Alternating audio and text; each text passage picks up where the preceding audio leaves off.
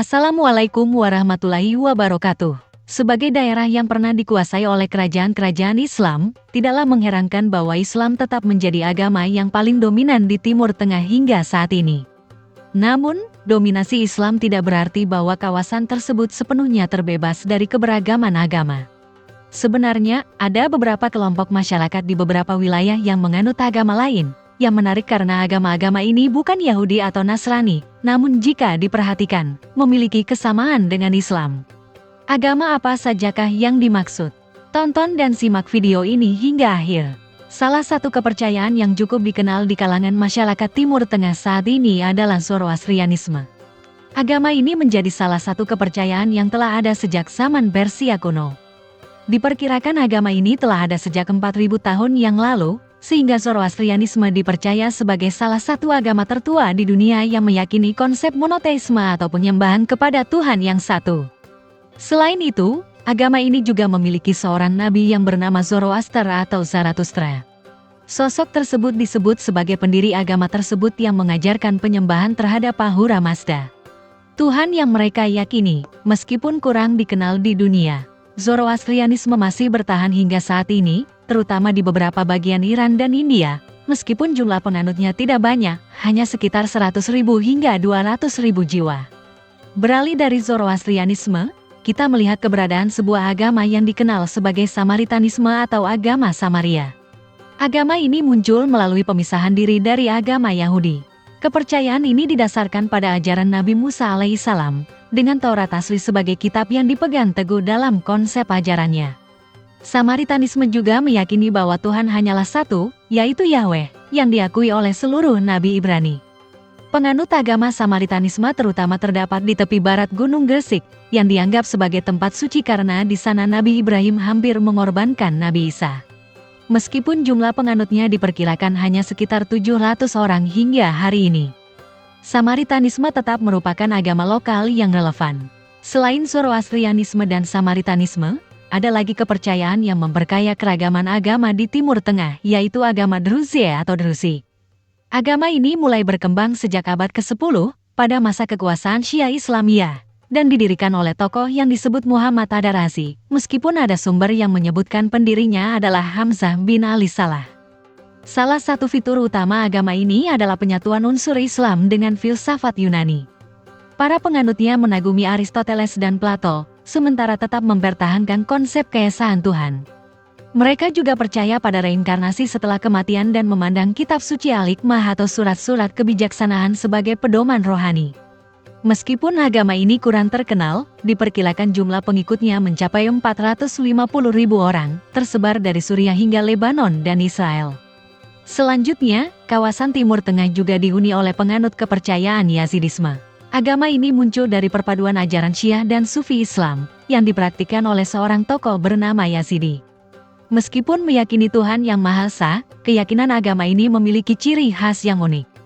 Penganut Yazidisme percaya bahwa dunia diberikan Tuhan kepada 7 malaikat pemimpin, salah satunya adalah malaikat Merak atau Melek Taus. Malaikat ini dipercayai sebagai penguasa bumi yang menentukan nasib baik atau buruk bagi setiap individu. Meskipun ada perbedaan dalam keyakinan terhadap malaikat Merak, Yazidisme tetap menjalankan salat 5 waktu, meskipun arah salatnya tidak menghadap Ka'bah, melainkan matahari. Meskipun jumlah pengikutnya tidak pasti, keberadaan Yazidisme semakin berkembang di Irak Utara, Suriah Utara, dan Turki Tenggara. Tidak hanya Yazidisme, di Timur Tengah juga terdapat penganut agama seperti Mandayanisme, juga dikenal sebagai Mandai. Kepercayaan ini berasal dari wilayah Mesopotamia, yang kini menjadi bagian dari Irak dan Iran. Mandayanisme diyakini telah ada sejak abad kedua Masehi, dan jumlah pengikutnya diperkirakan mencapai 60.000 jiwa di seluruh dunia saat ini. Secara sekilas, agama ini mirip dengan agama Yahudi dan Nasrani, karena praktik pembaptisan juga merupakan bagian dari agama ini. Selain itu, ada ritual lain yang disebut menses, yang mirip dengan proses pertemuan rohani yang dilakukan sambil membaca kitab suci mereka. Seperti Yazidisme, semua agama ini menegaskan kepercayaan pada Tuhan yang satu, yang mereka sebut Hailobi. Berbeda dengan Mandayanisme yang memiliki jumlah pengikut yang terbatas, agama Bahai memiliki jumlah penganut yang signifikan. Pada awal abad ke-21, diperkirakan jumlah penganut agama Bahai mencapai 5 hingga 8 juta jiwa di seluruh dunia. Penganut agama Bahai telah menyebar di berbagai wilayah Asia, Afrika, dan Amerika Latin. Agama ini bermula di Iran pada tahun 1863 oleh seorang tokoh bernama Mirza Husain Ali Nuri, yang dikenal sebagai Baha'u'llah atau kemuliaan Tuhan. Baha'u'llah dianggap sebagai nabi terakhir yang diutus oleh Tuhan, meskipun agama ini tidak meyakini bahwa Nabi Muhammad SAW adalah utusan terakhir. Meskipun demikian, agama ini menekankan pada penyembahan kepada Tuhan yang esa dan menyatakan kesatuan spiritual bagi seluruh umat manusia. Hampir serupa dengan Bahai, agama yang juga memiliki jumlah penganut yang cukup besar adalah Yarsanisme atau Yarsani. Diperkirakan jumlah penganut Yarsani mencapai 2-3 juta orang, dengan basis utama di wilayah barat Iran dan timur Irak. Agama ini, seperti Yazidisme, juga menggabungkan ajaran-ajaran yang beragam.